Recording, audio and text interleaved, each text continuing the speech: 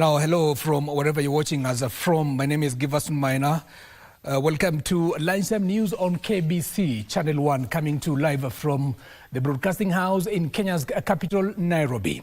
And our Australian language interpreter is Ann Wangeshi. And a section of residents in Kaloleni constituency, Kilifi County, have called on education stakeholders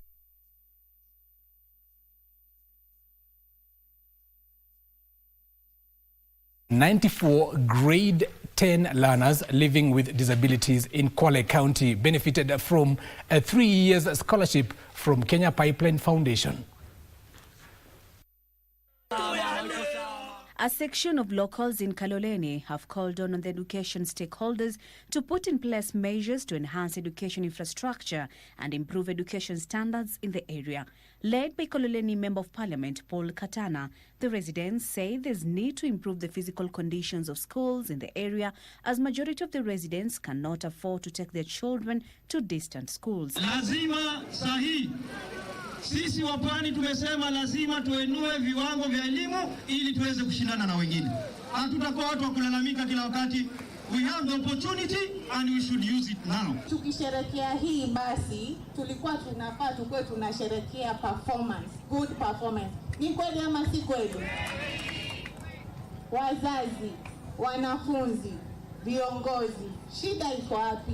And 94 grade 10 learners living with disability in Kwale County have benefited from a 3-year scholarship to join various schools from the Kenya Pipeline Foundation. Angalia mzazi wangu hana uwezo kunipeleka shule, so namuomba tu Mungu ili jibu letu likapate kutimia vizuri, nikapate kuenda shule.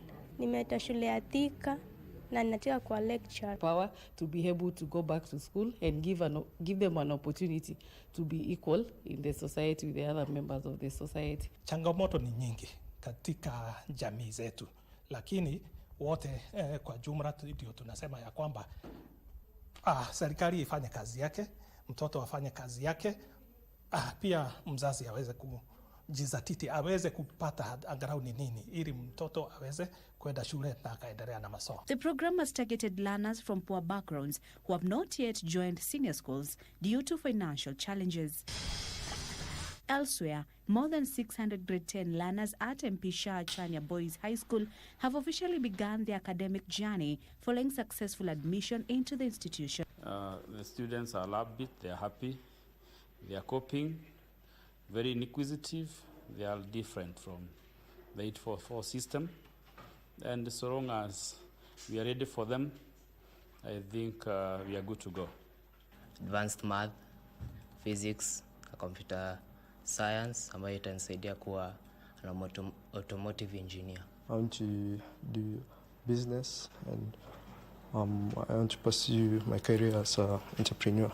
According to the Ministry of Education, 61% of grade 10 learners, accounting for 611,830, have joined their respective senior schools. Kasichana Masha, Lunchtime News. And now to politics. Western Kenya leaders allied to the Kenya Kwanza government have castigated the opposition for lack of a clear agenda to offer to Kenyans. Now they have called on the Western Kenya residents to rally behind the president as he rolls out development projects in the region. Speaking in Machakusi, Teso South in Bungoma County during a burial ceremony, the leaders led by Bungoma Governor Kenneth Lusaka hinted at a looming mass exodus from the opposition to the Kenya Kwanza Alliance before August this year. This as youth in Busia County launched a clean and peaceful politics drive that aims at sensitizing youth on the need to avoid being used to cause mayhem in political rallies ahead of the 2027 polls. By August, watu watakuwa wamerudi. Upinzani iko na baridi mingi sana. Watu watakuwa wamerudi kuingia kwenye serikali kwa sababu kila kitu iko kwenye serikali. Na vile nimesema hakuna mtu anaenda kwa siasa akitaka kwenda upinzani. Unajikuta upinzani kibahati mbaya. Kwa hivyo it's wise to make a decision haraka uingie kwenye serikali, ndio unaona watu wanaanza kurudi. Hata wale unataja watarudi. Hata jana umesikia nikiongea na MCS kutoka Trans Nzoia kuambia hata huyo gavana wao namwambia rudi nyumbani, uje tutembee pamoja, hakuna haja kuwa isolated huko, baridi itakumaliza. And the team that is there in the opposition is just a consolidation of Kema. You look at Kalonzo is Gema. You look at Madhagarwa is Gema. You look at Uhuru Kenyatta is Gema. You look at Wamunyoro is Gema. Na kwa wale wapinzani wetu, tunasema sisi tutazunguka hii Busia County. Tuelezee wananchi ile kazi rais amefanya katika Busia County. Ile rais amefanya Kakamega County. Yale amefanya Bungoma na Vihiga na kwingineko Kenya hii. Na ndio kwa sababu tunasema anatosha. Hana mpinzani. Hajapata any worthy competitor bado. Sisi tumesema kuanzia siku mpaka Changara Busia ni moja. Hakuna mwanasiasa yoyote kutuambia huyu ni Mtezo, huyu ni Mluya. Yoyote hakuna. Sisi kama vijana, nadhani vijana ni wengi. Na vijana wanatumika sana ni rais kwa convince. Na sometimes wanasiasa wetu wanatuchukulianga advantage kufanya hivyo. Wakati wanakuja vijana hao na magari zao wanaenda shughuli zao, wakimaliza vijana wakikuja unapata bado analia tu. Kile ambacho walitarajia labda hajapata.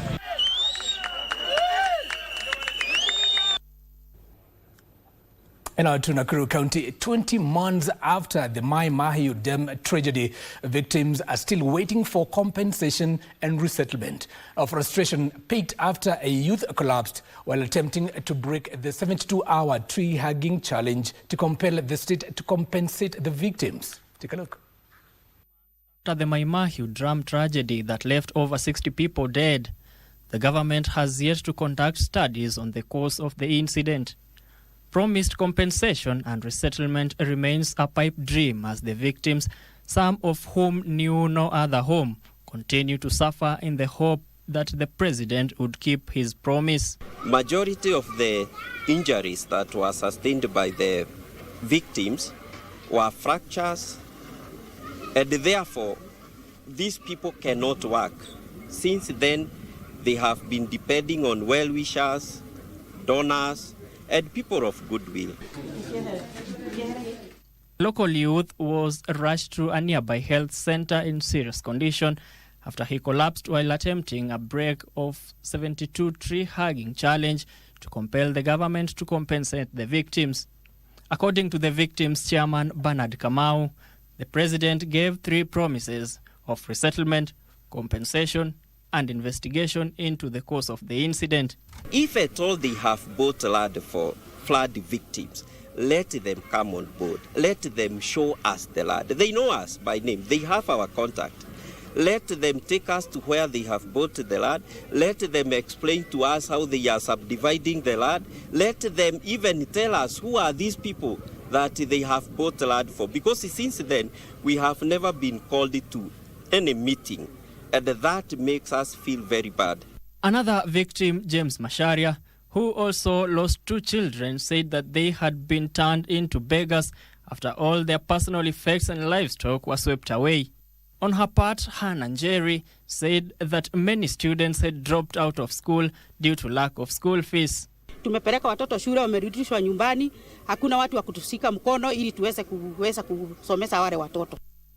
Patrick Choki, who tried to hug a tree for 72 hours, said that he was seeking justice for the tens of families who lost their kin in the tragedy that also left tens of others nursing various injuries. Watu walipromisiwa ya kwamba watanunuliwa shamba mahali na wapelekwa hapa ili mtu aweze kujidumu kimaisha. Lakini hadi wa leo hawajai wana hiyo haki yao ambayo waliweza kuahidiwa.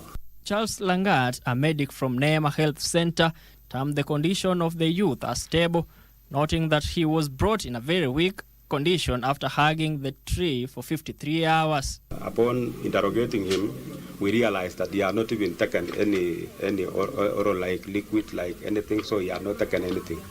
So the first thing we did was to give him some infusion, which was dextrose. And thereafter, his condition improved. He was able to sit down and talk to us. Reporting for Lunchtime News, I am Dennis Branham. And now from Nakuru County, we take you straight to Migori County, where residents of Kugitura village in Kuria West, Migori County, have launched an initiative to upgrade infrastructure in local early childhood development centers to strengthen the academic foundation for young learners in the area. The residents say the move follows growing concerns over the poor state of learning environment, which has significantly affected teaching and learning progress. They are also calling on all the education stakeholders to step in and help improve education infrastructure at the ECDE level.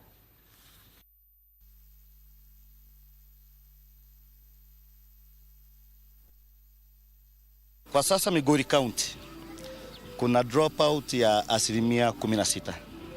Vijana wanaacha shule, wanaenda kuendesha bodaboda, wasichana wanatahiriwa, wanaolewa.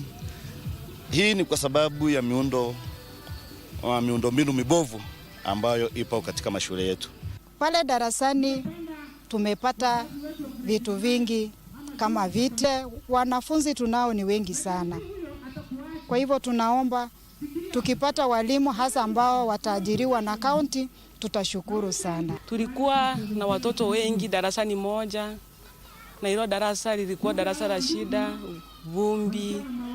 Yani environment haikuwa nzuri kwa watoto wachanga. Security personnel in West Pokot are being petitioned to crack down on illegal miners in the gold mining sites within the county.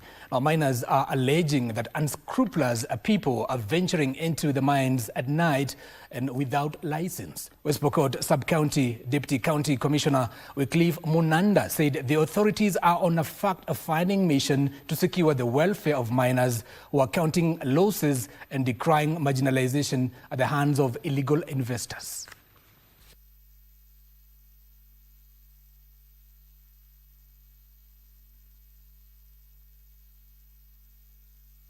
Hao ni waizi.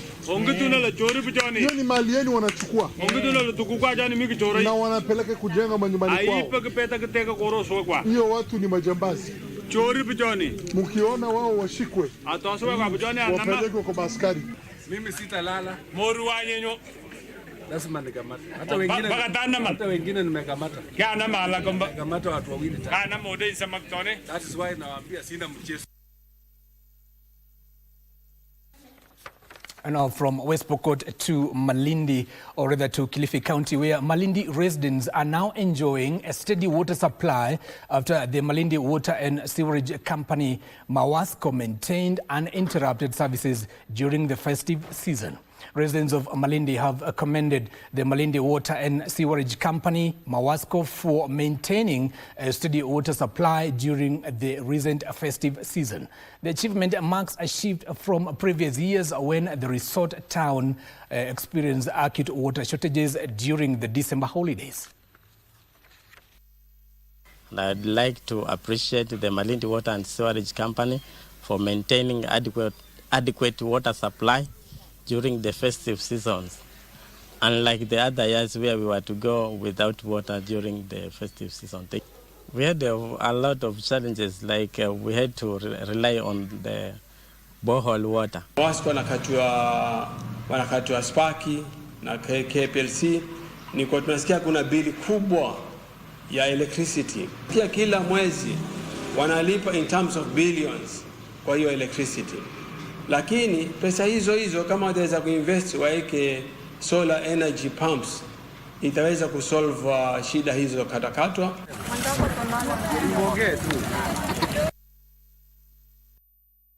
A section of youth in Giverson town of Tana River County is appealing to the county government to provide them with short-term jobs to enable them to earn a living. The young people are asking to be engaged in environmental conservation and cleanup activities in the town in order to improve the town's appearance, reduce unemployment, and steer young people away from drug abuse and crime.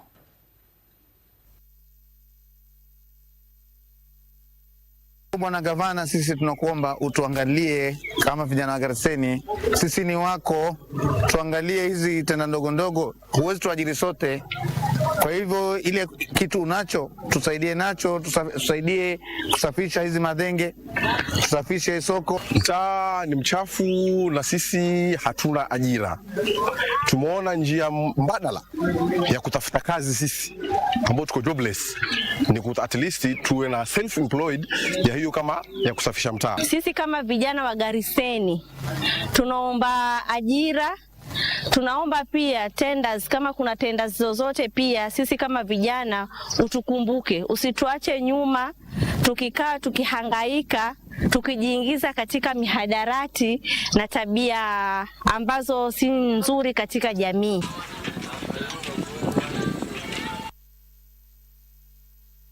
Now, the Secretary General of the Civil Servants Union of Kenya, Tom Odege, has reiterated his commitment to championing the allocation of hardship allowances for civil servants working in Nyatike constituency. Now, Odege said the constituency's classification as a semi-arid area warrants consideration by the government when allocating hardship allowances to public officers serving in the region. Now, while issuing a school bus to Gunga Senior School in Nyatike West Sub-County, Odege noted that it was unfair for civil servants to work under harsh climatic conditions without compensation. On the ongoing Grade 10 placement exercise, the MP urged parents to enroll their children in local schools, noting that improved infrastructure to meet students' educational needs.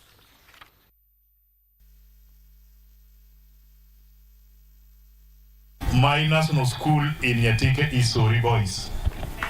So if you want me to support your fee, you also must accept to study in Sori Boys. If you are a girl, we'll make consideration in other schools. But boys, our alliance down here is Sori Boys. I'm meeting the Minister for National Treasury tomorrow, and I hope we are going to agree about it, so that come July this year, we can implement hardship allowance for those who are working in Nyatike.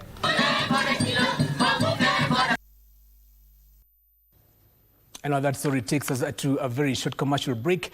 Don't go too far. Still so much more coming your way.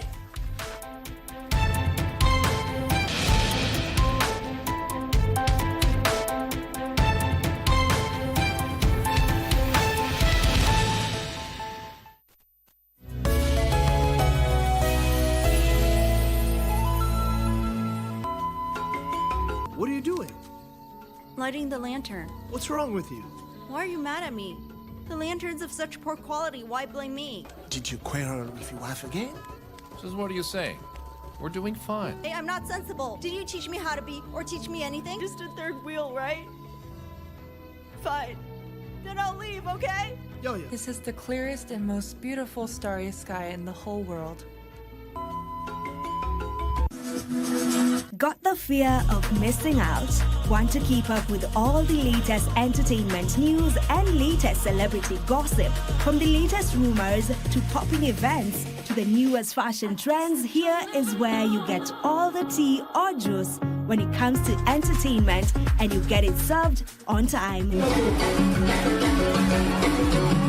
All that and so much more on Grapevine every single Monday only on KBC Channel 1. Remember, if you did not see it on Grapevine, then it most probably never happened.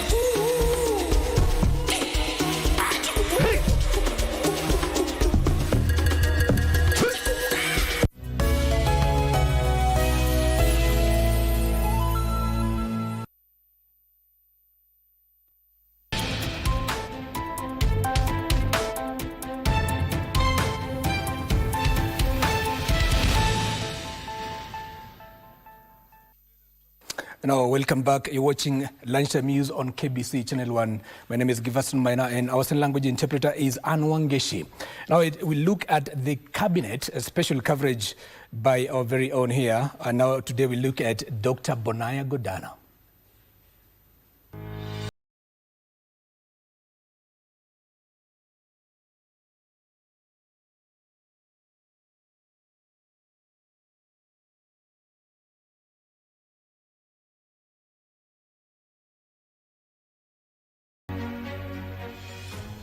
Dr. Bonaya Godana was born in 1952 In Dukana, along the Kenya-Ethiopia border, Godana grew up as an ordinary child of a nomadic family.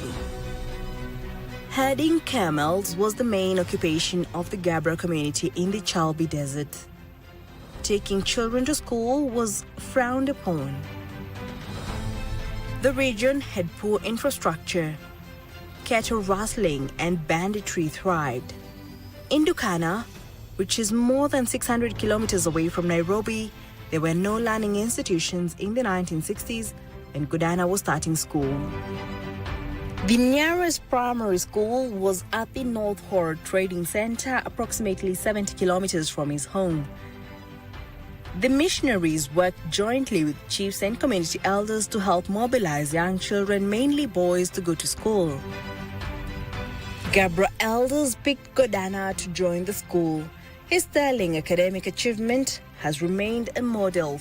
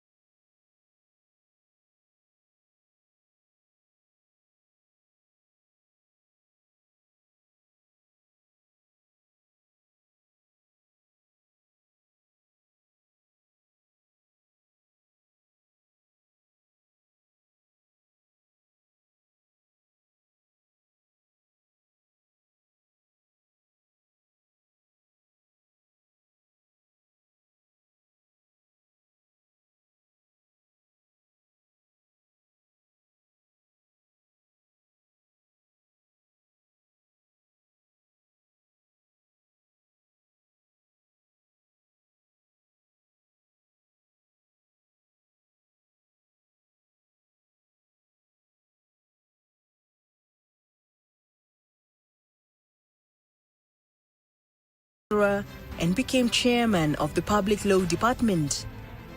He resigned from this position to pursue a career in politics.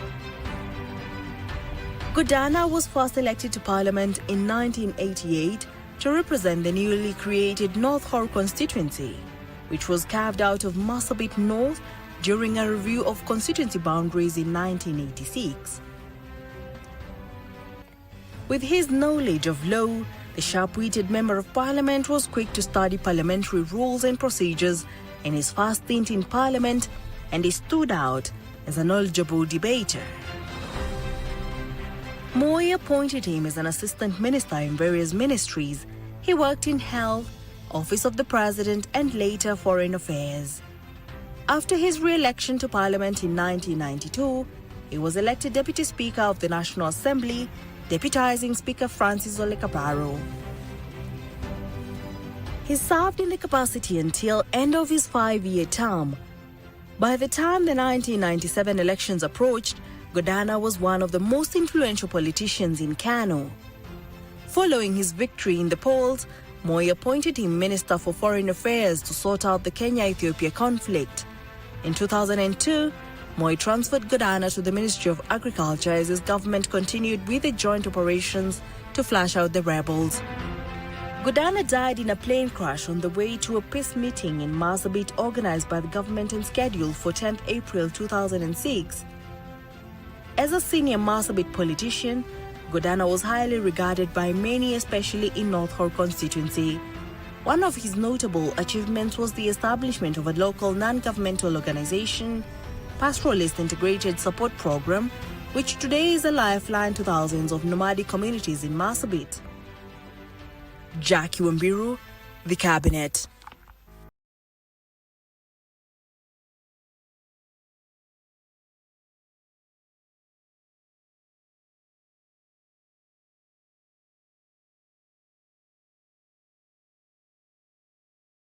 That was the cabinet by our very own Jackie.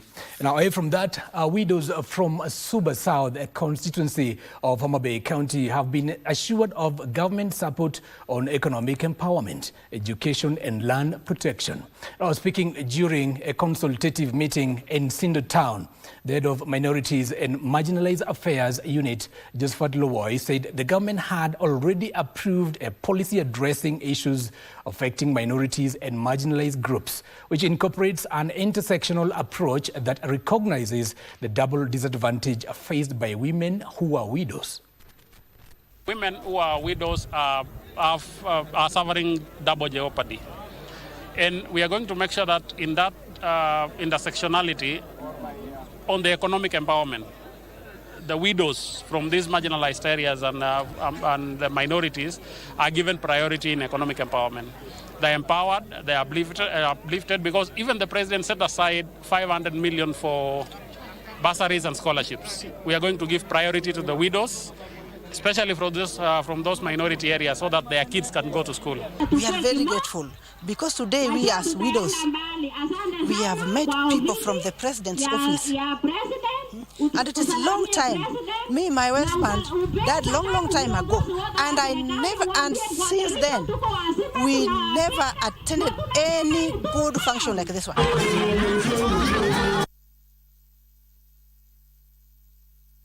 Three pupils are in the verge of missing grade 10 admission due to lack of fees. The three, Nicholas Ochieng, aged 15, Victor Okoth, aged 15, and Sylvester Tolo, aged 16, had been placed to join Ramba Boys, Butere Boys, and Kochio Boys, respectively, but are yet to report to school. The three, who reside in Kisumu's Bandani Estate, are now calling on well-wishers to come to their rescue. Any well-wishers can make a donation through their parents' phone numbers as follows: 0716619713, and Nicholas 0719380940. For Sylvester is 0706397403 for Okoth.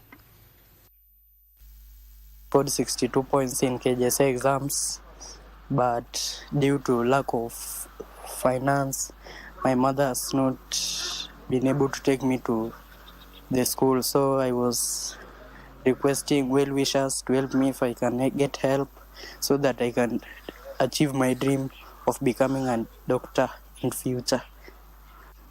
My mother is a casual labor, saa zingine anaenda soko, saa zingine anaenda kazi za mjengo, biashara ikianguka. So maisha si rahisi. Baba alishakufa when I was in grade 6. I have 3 siblings. There's one in school and 2 others have not joined the university. My name's Sylvester Tolo. I come from Bandani area. I have completed my KBC assessment and I have scored 57 points. I have been placed in Kochio Boys and my parents are not capable of taking me to that school. So I beg well wishers to help me to go to that school. My parents do dig for people to earn living, and my father is a watchman. Yes, I have 7 siblings. 2 are in university, 1 have finished Form 4, and 2 are in primary school. With my names are Victor Okoth Omondi. I scored 63 points in KBC result, and I was placed in Butere Boys, but due to lack of school fees, I have not yet reported to the school. Now, that's the reason why I came to look for help. And with my parents, my mother is a casual laborer. He's doing at Mjengo. They were separated with my father, and I have 2 siblings. My older brother is also joining grade 10, and we are not yet joining. Thank you.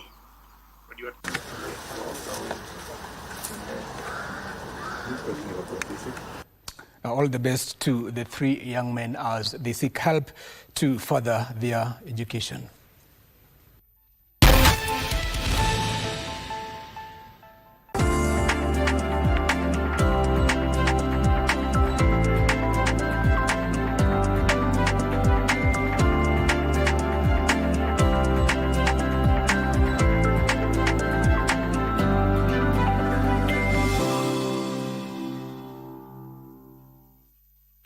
it's time for business, time to make sense of the shilling.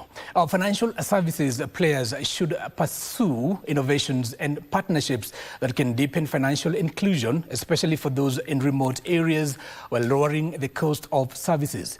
Although financial inclusion in Kenya stands at 84.8%, the figure is largely driven by mobile money, with about 44% of adults having a bank account.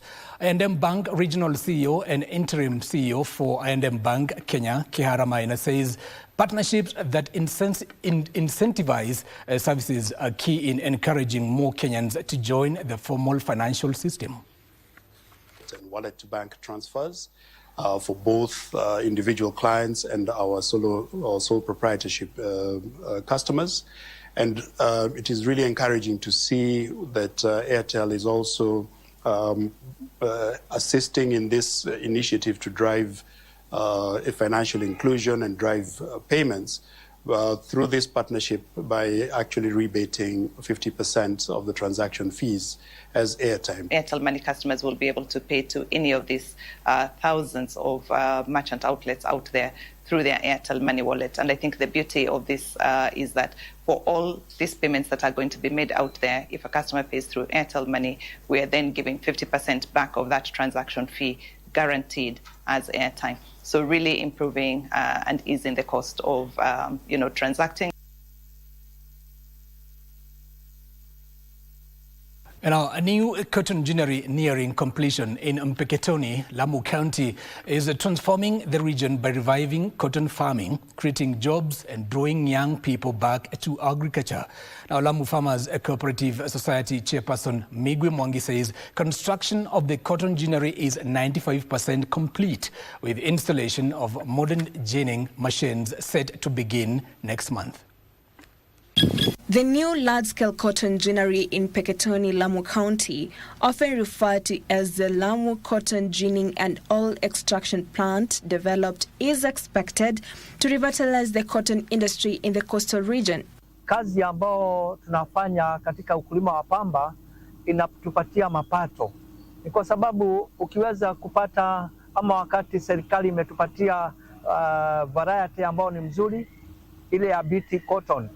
Kwa eka moja tuna uwezo wa kuzalisha kuanzia tani 1 mpaka tani 1.5. The facility is set to address the long-standing security and logistical challenges that have affected cotton farmers in the area. The farmers in Lamu as a whole have no operational ginnery, and this applies to the entire coastal region. The construction of the ginnery, coupled with assurance of a ready market, job creation, value addition, and an increase in cotton prices, has renewed confidence in the cash crop. Na vijana walilima mwaka jana, mwaka juzi, na walipolima wakapata, kuna kijana moja alipata shilingi 400,000 kutoka kwa zao la pamba. Ile 400,000 ilifanya vijana wengi sana kuvutiwa na kilimo cha pamba. Currently, there are over 10,000 cotton farmers in Lamu County. Sylvia Gatti reporting for Lunchtime News. Now, on the international front is that Tesla is poised to be one of the first automakers to benefit from Canada's move to remove 100% tariffs on Chinese-made electronic vehicles, also known as EVs. This is due to its early efforts to ship cars from its Shanghai plant and its established Canadian sales network. Under the deal, Canada will allow up to 49,000 vehicles to be imported annually from China, with a reduced tariff of 6.1%. The U.S. automaker started shipping cars from Shanghai, China to Canada in 2023, boosting Canadian imports of Chinese automobiles to its largest port, Vancouver, by 460% year-over-year to 44,356 units. Tesla maintains an existing network of 39 stores in Canada, whereas Chinese rivals such as BYD and NIO have yet to establish a sales presence. Furthermore, Tesla can likely execute marketing plans faster with its 4 core models, which are far fewer than those of its Chinese competitors. Meanwhile, China's economic growth likely slowed to a 3-year low in the fourth quarter as domestic demand softened, While the full-year pace is set to hit Beijing's target, trade tensions and structural imbalances pose significant risks to the outlook. The world's second-largest economy showed resilience in 2025, aided by smaller-than-expected U.S. tariff hikes. Full-year economic expansion was expected to reach 4.9%, largely meeting the official target of approximately 5%. Finally, gold and silver futures prices hit new record highs during Asian trading hours on Monday. The price of the most active gold futures contract on the New York Mercantile Exchange touched $4,698 per ounce, while silver broke through $94. As of 10:30 Beijing time, gold was trading at $4,667.6 per ounce, up 1.5%, while silver stood at $93.245 per ounce, a gain of 5.32% on the day.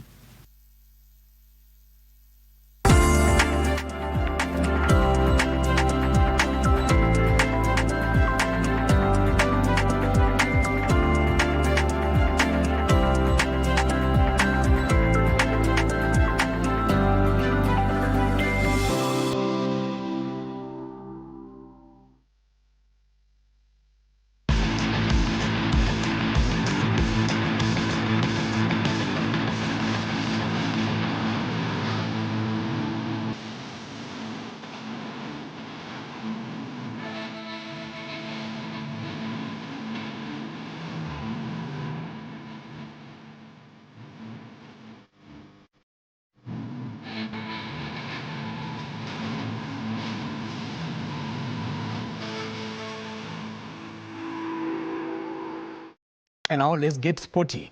Pape Gueye scored a goal in the 4th minute of extra time to seal a second Africa Cup of Nations title for Senegal in a dramatic final against host Morocco at the Prince Moulay Abdallah Stadium in Rabat. Now the title came 4 years after the first back in 2021. Here's more. Another astonishing twist just a few minutes in extra time as a first Senegal counter. Congratulations to the Lions of Teranga for lifting the AFCON Cup. And away from that, Kenya, Tanzania and Uganda received the Africa Cup of Nations flag in Morocco last night after the final between the host and Senegal and in Rabat. Now, the receiving of the flag symbolized the honors given to the East African nations as they prepare to host the 2027 edition of the Continental Tournament. Our Sports Principal Secretary Elijah Mwangi and FKF President Hussein Mohamed received the flag on behalf of Kenya as PS Mwangi spoke of the preparedness and commitment of the Pamoja countries to deliver a successful tournament next year, underscoring the region's growing readiness in infrastructure, coordination, and hosting capacity.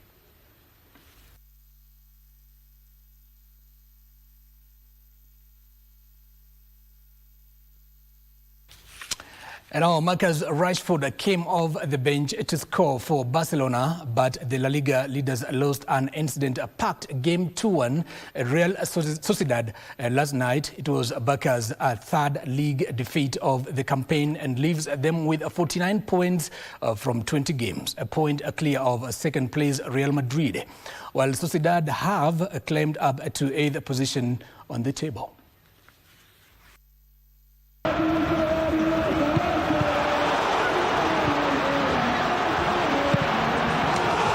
Second half. Reader. Oh, that's a header enough. In Serie A, Paulo Dybala starred as Roma claimed a convincing 2-0 away win against Torino, scoring once and assisting Daniel Malen on his debut. Daniel Malen does score on his Serie A debut, and he can thank Paulo Dybala for an inspired pass. Dybala saved by Pagliari. Wrench, Dybala. He's deserved that goal, Paulo Dybala. And Roma. Niklas Füllkrug came off the bench to score the only goal for AC Milan, who beat Lecce 1-0. Live, and Füllkrug is there. The man on the spot, just minutes after coming off the bench. And that will surely give Füllkrug something to smile about.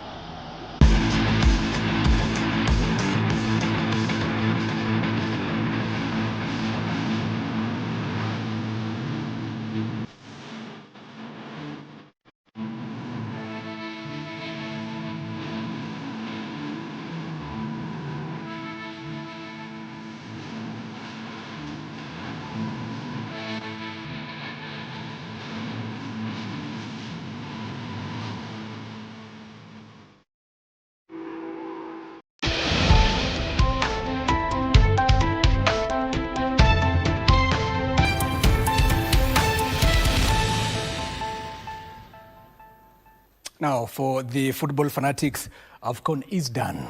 Now, but just to remind you that AFCON is coming even closer home. It will be hosted here in Kenya, of course, Uganda, jointly with Uganda and Tanzania next year from June 19th to July 18th, just a year to come. My name is Giverson Maina. Our sign language interpreter is Ann Wangeshi. Until next time, it's bye-bye for now.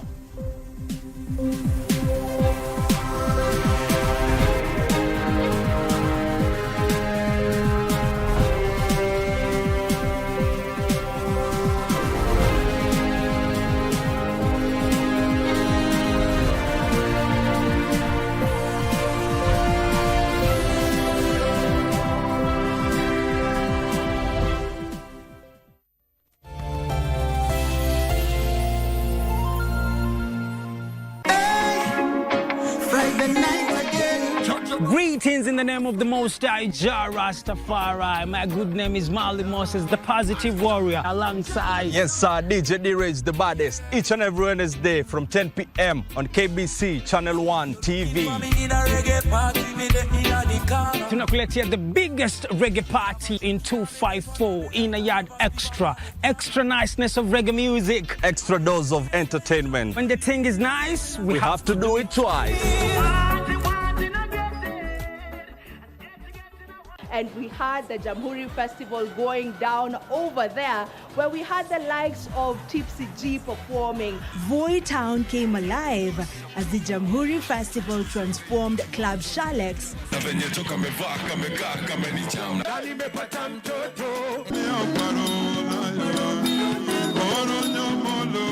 Mario, all the way from Tanzania. I told you, this is the only show that you get to meet these superstars. Sasa nimekujaga hapa Kenya nikafanya hii sound ya pamoja na na kina Sean ile na kina Saru. Umeona hivyo kubali. Nilikutana naye Kilimani, Nairobi. You might or might not love Shrap, but like any music genre, the diamonds are beneath the surface. Mister, don't keep your distance. Fikran, fanya victim.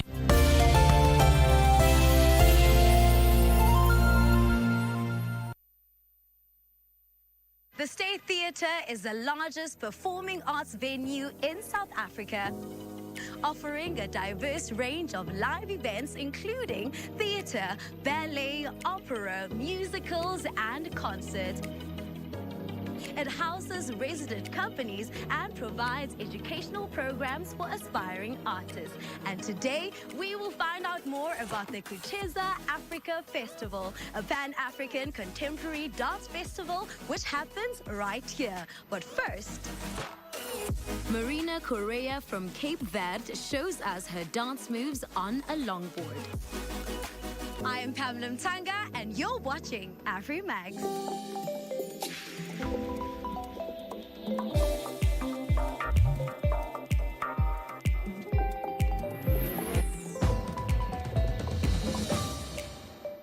Step into a world of vibrant colors, rhythms, and flavors in Accra, Ghana's thriving capital city. With bustling markets, lush gardens, and endless beaches, Accra is truly a feast for the senses. Hi, I'm KMJ, a TV host from Accra, Ghana. And today, I'm going to take you on a journey to experience the beauty and culture of my city. Come with me. Accra is the capital city of Ghana. It lies along the coast and a hometown to the Ga people. Migration has brought people from all walks of life, and the city holds over 2.6 million inhabitants. Who wouldn't like to be treated like a royal in a royal space? And that exactly is what Labadi Beach Hotel offers, royalty. So one can get a day pass at this hotel and access their swimming pool and also get to enjoy their facilities as well.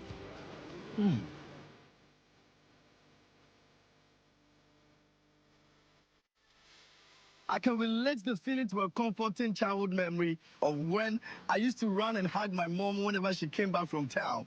And that can be equated to the Ghanaian hospitality. It is warm, cozy, and friendly. This is the only place in Ghana where one can enjoy a private beach in a secured environment. A real insider tip for those looking to have a relaxed day.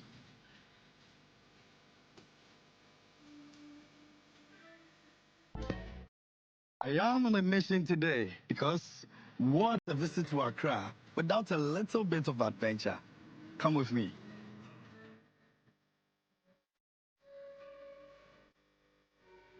The Legon Botanical Garden is a place one can confer with nature and experience adventure right in the city. Some of the activities here are bird watching, fishing, canopy walkway, high ropes course. I must try the high ropes course. Man must conquer his fears today.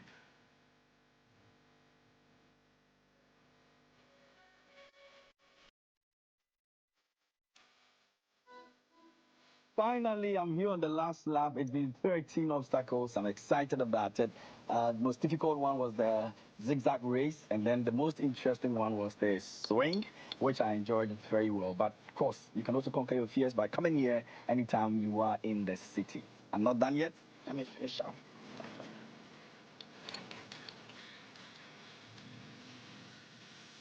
You cannot visit Accra without tasting the local food.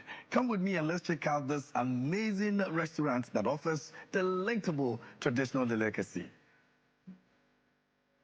A welcoming traditional ambience. This is pure Ghanaian culture on display. Asmera is a modern restaurant but traditional at heart. It is the melting pot for almost all the mouth-watering local foods in the 16 regions of Ghana. The waiters are equally dressed to give that holistic experience of culture, a true Ghanaian hospitality. And you definitely cannot miss savoring in time-honored Ghanaian culinary flavors while eating at this place.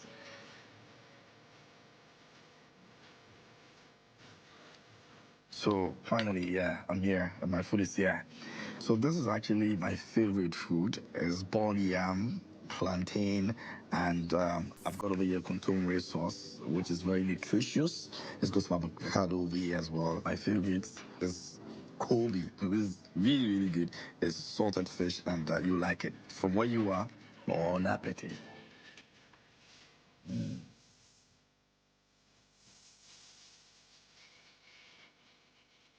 This is Jamestown, a fishing community in Accra with its famous red and white striped lighthouse in the city. Let's check out the next place.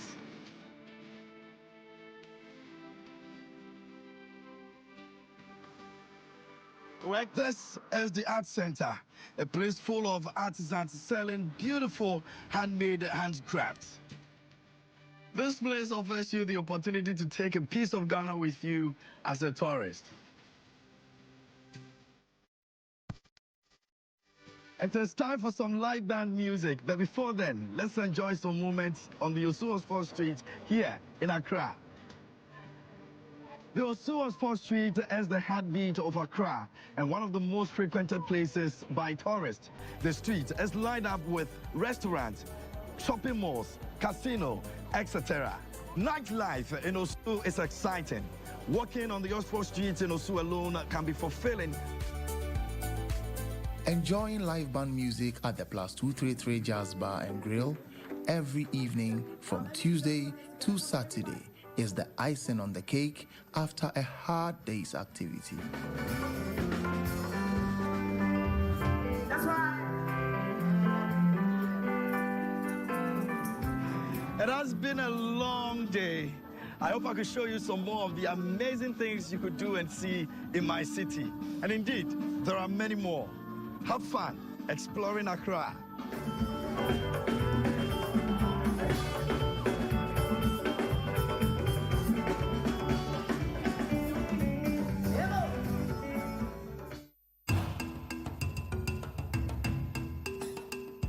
Dance in Africa is a diverse form of expression that embodies cultural traditions, social values, spiritual beliefs, and historical narratives. I am joined by the producer here at the Kucheza Festival at the State Theatre. Du, welcome to AfriMax, and thank you for making time. Thank you. Tell us a bit more about Kucheza Africa Festival. What is it all about? Kucheza Africa Festival, it's one of the biggest festivals in Africa. for dance specifically.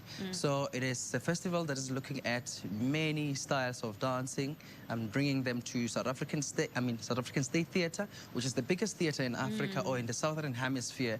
So Kucheza, we profile dance, we shoot dance, and then we have it recorded as well to present it in our digital spaces and our SAST TV.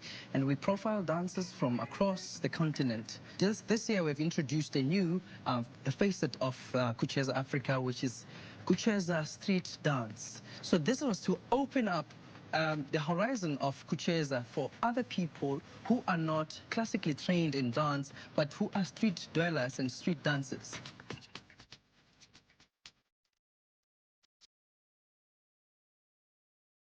And why is dance particularly so important in the African culture? Dance, I call it embodied knowledge. I call it also embodied memory. So where our brains and our voices cannot speak, the dance will speak. Dance is also a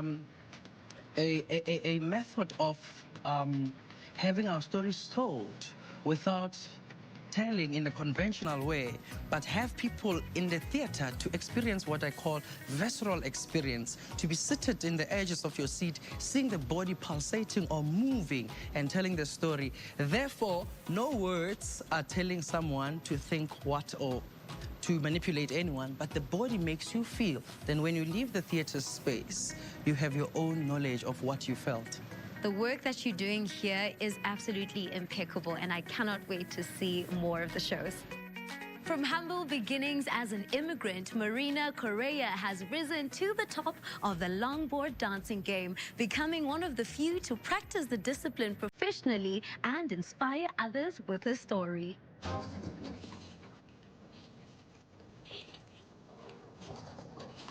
Maina Correa went from a young, insecure immigrant to becoming a world champion. My board is an extension of myself. It's my whole life. It's the reason I can be who I am today, so it really means everything to me. Now at 25 years old, Maina is one of the world's best longboard dancers, one of few who practice the discipline professionally. Longboarding is like a mix of skateboarding and surfing. In longboard dance, you string together dance steps and ride at the same time. In just 8 years, Maina went from amateur to pro, right here in Nice. She grew up in the African island nation of Cape Verde. When she was 14, her family emigrated to France. She struggled with the language at first, which took a toll on her self-confidence.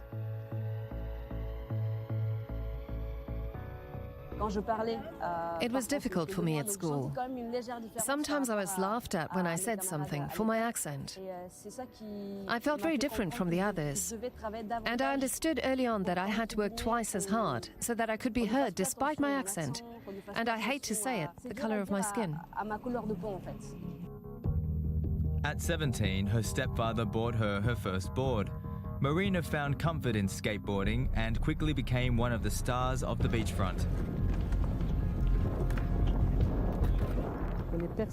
She's persistent, she doesn't give up. When she wants to accomplish something, she sees it through. That's just how she is. In 2020, Maina qualified for the Women's Freestyle Longboard Dance World Championships, which were held online due to the pandemic.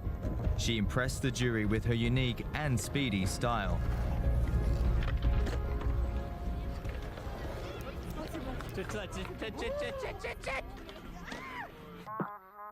Maina was the first African woman to win the title. Now she teaches longboard dancing to younger girls. She has been organizing skateboard sessions like this for 5 years now. This is how you stand on the board. First, you have to bend your knees slightly. Not too much, just a little bit. Now you need to push. Your weight is there, okay?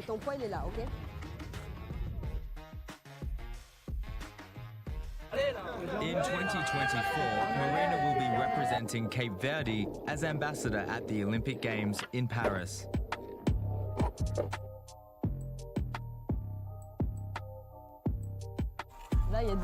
In my head, there are two marinas, the marina with her board and the one without. With the board, I'm Marina fighting for something. Without, I'm just an ordinary girl walking about, like everyone else.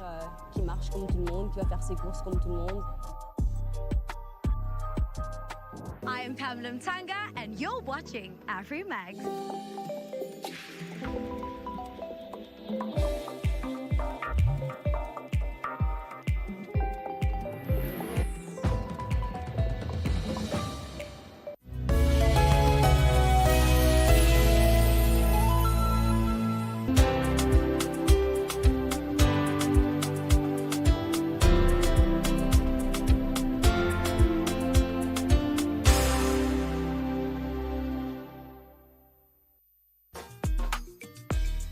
Hapa ndio VTB Hotel.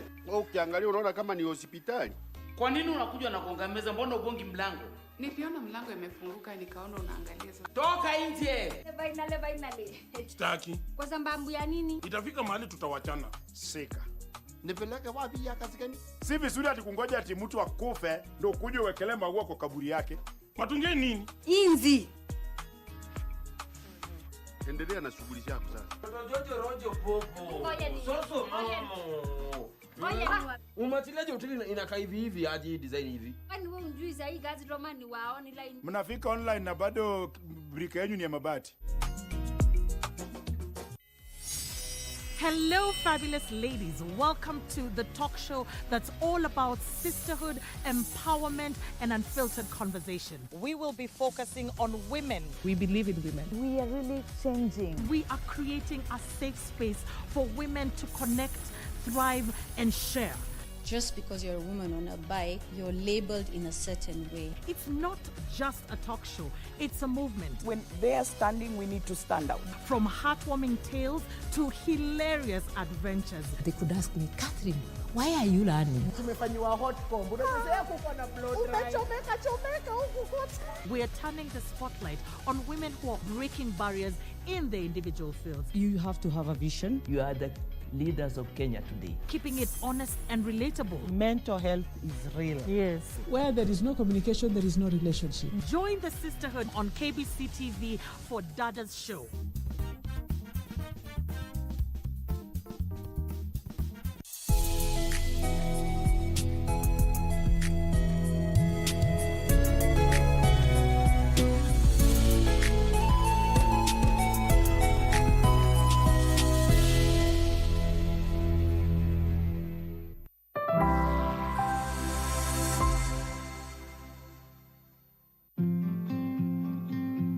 My name is Crystal Dilworth.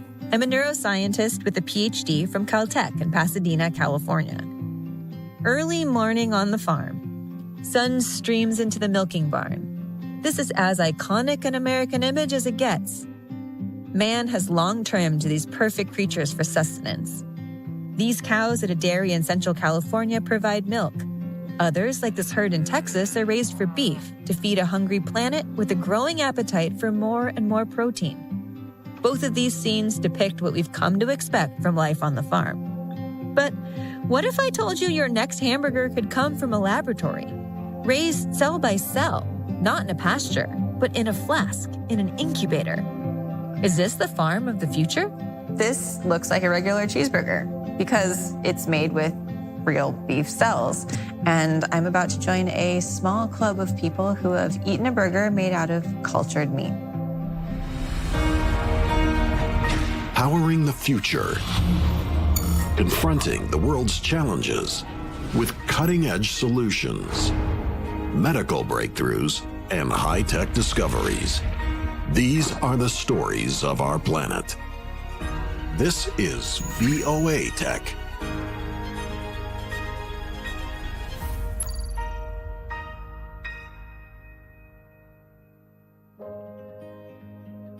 There are a few inevitable conclusions about the tranquil life on the farm. At least for the cattle raised there will be sunrises and sunsets, and much feeding in between. But in the end, for these cows, the future isn't very promising. They're being raised for food.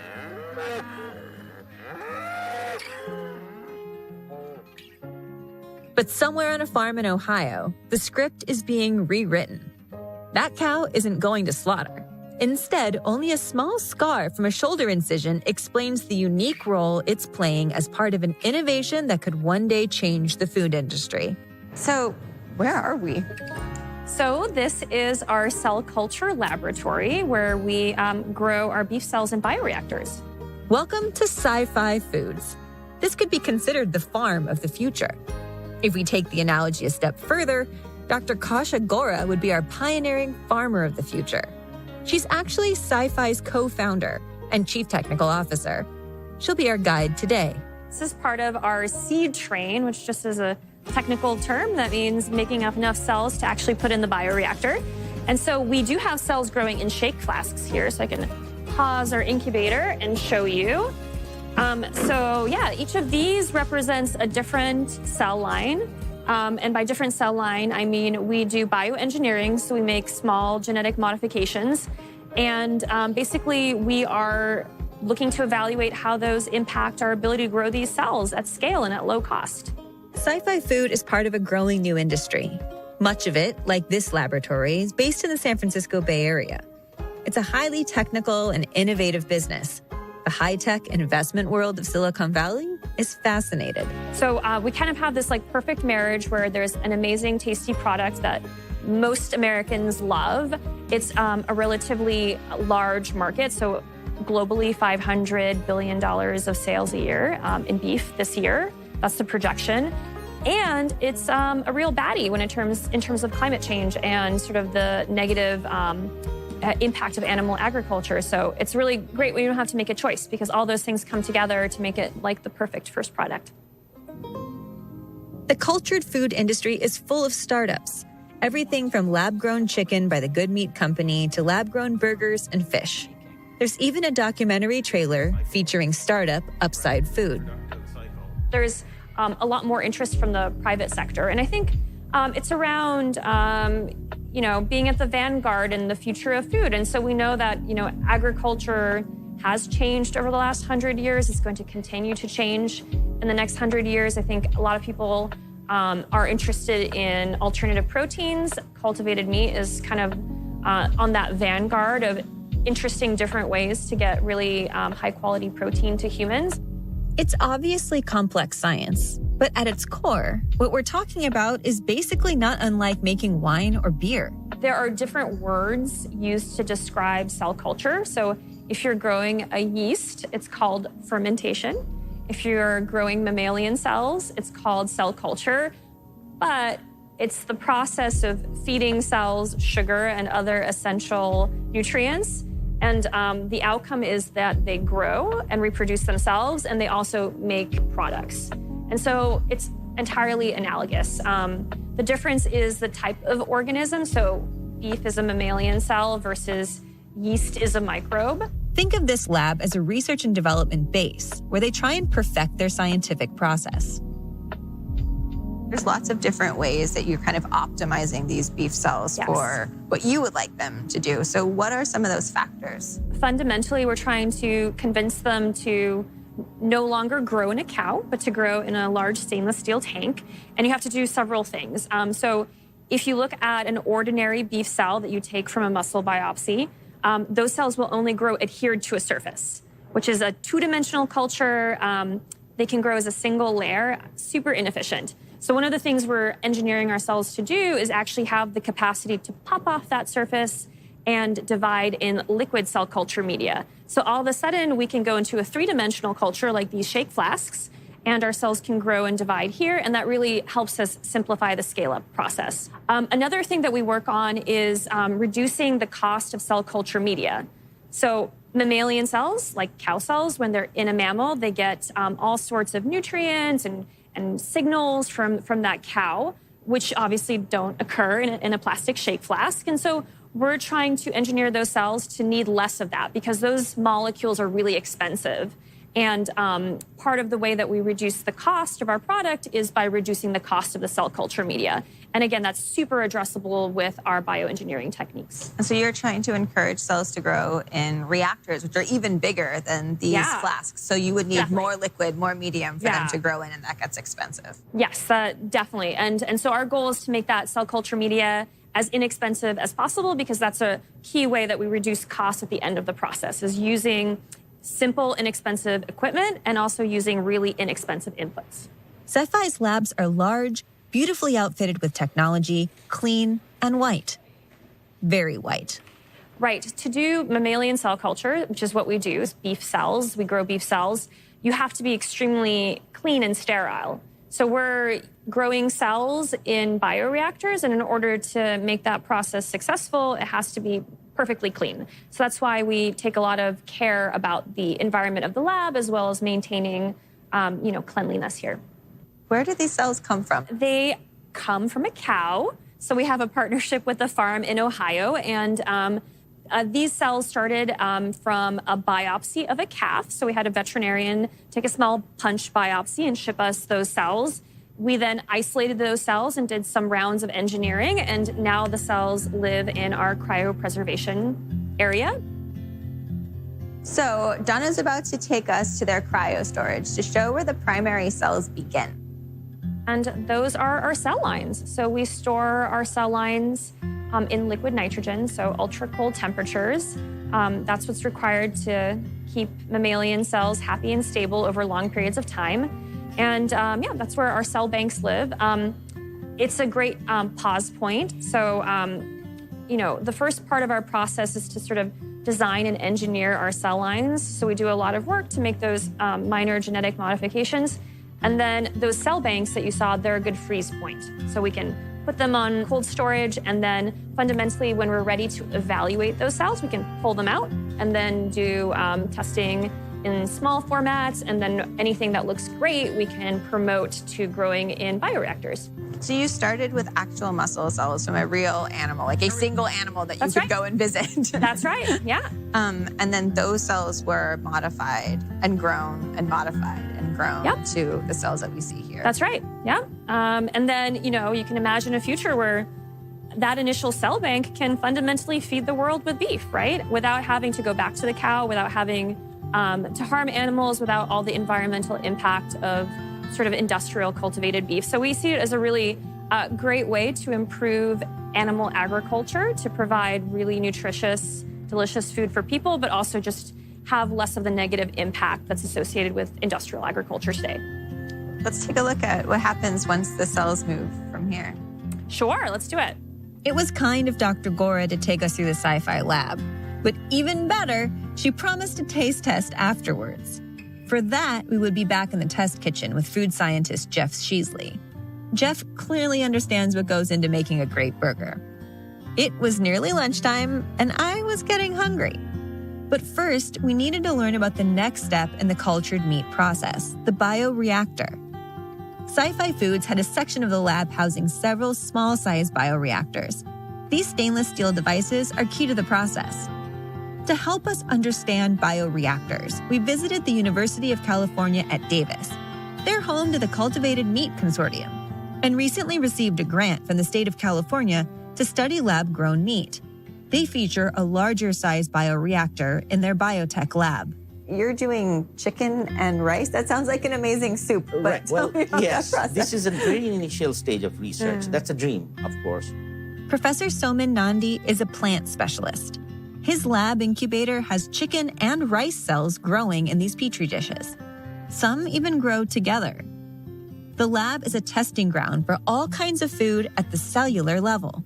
This incubator keeps cells warm and happy as they grow and multiply. It's set at a specific temperature and a specific level of CO2. And in this case, we're incubating chicken of the future. So on these flasks, in the growth liquid, is a layer of chicken cells.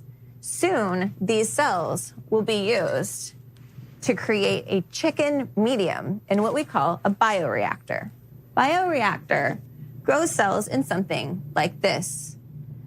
This container will be filled with growth medium. small amounts of the chicken cells will be put into this container. Over time, it will keep them at the constant temperature with the right amount of oxygen and the right amount of nutrients for them to grow and divide. Eventually, the cells will expand until they have saturated the entire liquid medium in the reactor. And then it's time to harvest. How hard is it to grow a hamburger in a dish? I think that's the easiest one as of now, in my opinion, because hamburger is a not textured meat. So it doesn't have a texture, and many labs can do it, actually. So you can produce in a petri dish, and it will become a hamburger, right? When you turn to texture, like some kind of muscle cells, adipose or fat cells, that's where the story comes, that difficulty starts. So the hamburger is a muscle and the adipose cells kind of ground together, but something like a steak would require that plus fiber to really create the right. Yeah. So here, hamburger, because basically the unstructured meat, the things growing over there, say for example, chicken cells in our lab, in that little incubator, that chicken cells, if you continue grow, they will turn to eventually hamburger, like, a chicken burger? Kind of. Back at Sci-Fi Foods, we're about to check out their regenerator section. So great. What happens after shake flasks? So like I said, those shake flasks are part of our seed train. So it's how we generate enough cells to inoculate, AKA seed one of these bioreactors. And so this is a 2-liter bench scale bioreactor. It has a bunch of cool features that help us increase the efficiency and productivity of growing those cells. So one key feature of a bioreactor is that it allows us to control pH. So we have a pH probe in there, and when the cells, do so much metabolism that the pH of that culture drops, we can then add in base to neutralize it and keep the cells happy, which is something that would happen in, an animal. Like we all have homeostasis that keeps our cells at a great pH. That's the thing we can do. We can also make sure that they have enough oxygen. So we have dissolved oxygen sensors in there, and we can sparge in oxygen, which just means bubble in oxygen, to make sure that the cells have all the oxygen they need in order to do their metabolism and stay happy. So how many cells can you actually grow in this particular bioreactor? Like, could this equal one hamburger's worth of cells, or how can I kind of conceptualize that? It depends on the cell density that we achieve, but if you get to about 5 million cells per mil, which is a pretty modest density, I think the math works out to 2 to 4 hamburgers would come out of that bioreactor. Just this one right here? Yes. And this is not actually large by bioreactor standards, no, this is just right? a 2-liter bioreactor. And think about the efficiency of that process. So cows are like super inefficient at turning calories into human food. They take a while to grow. They only convert about 3% of those calories to things that you want to eat. We can do that in a matter of a few weeks in a bioreactor and get exactly what we want, which is a delicious hamburger. So that's, I think, pretty cool. Then it was time to get down to business. Jeff was hard at work on those burgers. Sci-Fi has one of those cool industrial kitchens, and Jeff sure knows his way around the place. Of course, for us, the big question centered around what those lab-grown burgers would look like, and of course, taste like. The wait was finally over, and they looked, well, like regular burger patties. Jeff hit him with some salt and fired up the stove. I was about to join an elite group. Only a limited few have tasted lab-grown meat. Before I entered the club, I had to sign a release. I'm personally excited to, start eating this commercially as soon as possible because I can tell you I've tasted our prototypes and they taste great. We're going as fast as we can. The Sci-Fi burgers seem to cook like regular beef. They hit the pan and began sizzling. But they're actually a combination of lab-raised beef cells along with vegetable protein for texture. Dr. Gora explained why. One of the challenges of making meat using 100% cells is the question of how you're going to turn that into a structured product. So how do you introduce texture? An animal muscle is complex. It's got different cell types. They're arranged in 3-dimensional space, more than a cell thick. You have vasculature, so veins that bring blood and that brings nutrients to your cells. It's really hard to replicate that in a bioreactor. So say I could grow a mass of cells like it looked like a golf ball. Unless I have some way of getting cell culture medium to the center of that mass of cells, those cells can't actually survive. And so for us, these cultivated cells are a magic ingredient, if you will. So it allows us to bring that complexity of real beef, but in a really sustainable product that blends all the virtues of plant-based meat, but now takes it to the next level. Finally, Jeff's masterpiece was ready. For me, it was time to put science to the test and give it a try. All right, I'm super excited. What should I expect? A cheeseburger. All right, so this should taste like a normal cheeseburger. Yeah. All right. It's a delicious burger. That's what we're going for. It's a high bar. All right, I'm eating because I can't wait anymore. Bon appetit. Thank you. I'm jumping in. Do it. Oh my God. It smells like a cheeseburger. It looks like a cheeseburger. That's really good. It tastes like a cheeseburger. It's messy, it's juicy, it's all the things that you want from a cheeseburger. It's lunchtime. And there's no loss of meatiness or anything like that. We think the cultivated beef is really a magic ingredient, really transforms this into something that tastes great. Yeah, it's not as greasy as what you would expect from a restaurant burger. No, it's not a bad thing. I'm gonna eat this whole thing. Me too. I do the science. I'm always excited when the food part tastes good. This is the best story I've done in a while. Yay!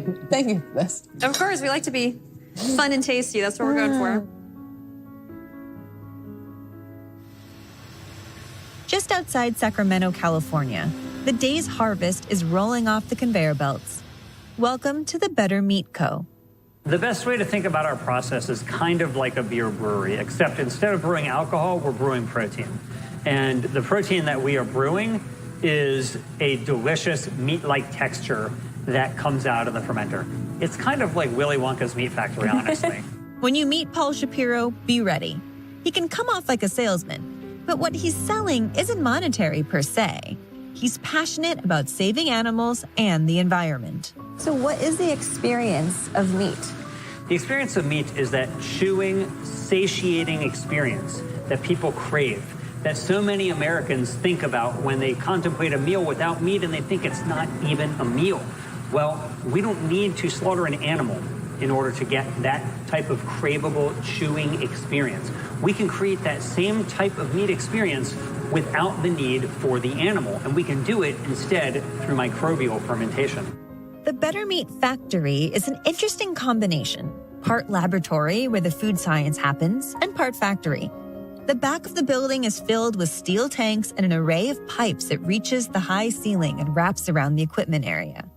Can you walk me through the process from fermentation to packaging and shipping?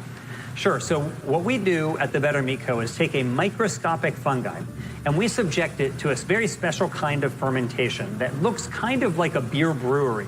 And so we put that microscopic fungi into a fermenter that has a liquid nutrition that is upcycled ingredients from agricultural bioprocesses, and it feeds on that liquid feedstock. And so after that fermentation is complete, we harvest the mycoprotein from the fermenter, we remove the excess water that is in it, and we chop it up, and then we send it off to our customers.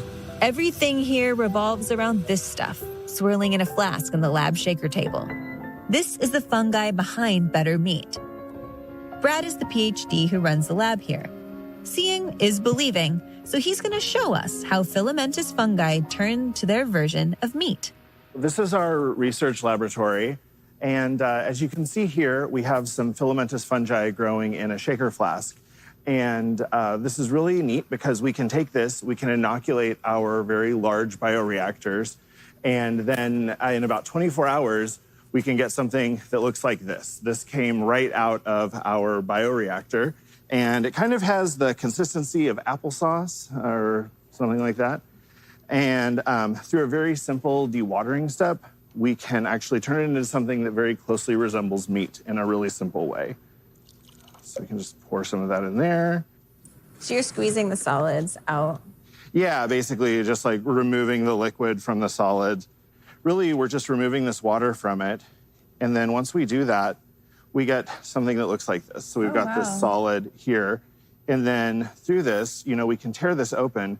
And as we tear this open and you look inside, you can see it's kind of fibrous. Almost like papery. Yeah, yeah. And so we kind of get those like, you know, it's like if you like open up some tuna, you know, or look at that, or some shredded chicken, you know, these fibers are a little bit finer than that, but we still have that same kind of feel to it. I had to grab some gloves and check it out myself. I can touch it? Yeah, yeah, you can touch it. Super exciting. Oh, it's like more densely packed, I guess, than I expected it to be. Yeah. But it still has that like spongy sort of meat. Yeah, yeah. And then after we, you know, dry it and rehydrate it, there are various different properties to it that we can, you know, pack it more tightly, pack it more loosely, to kind of get the feel of different kinds of meat that we might want to try to replicate.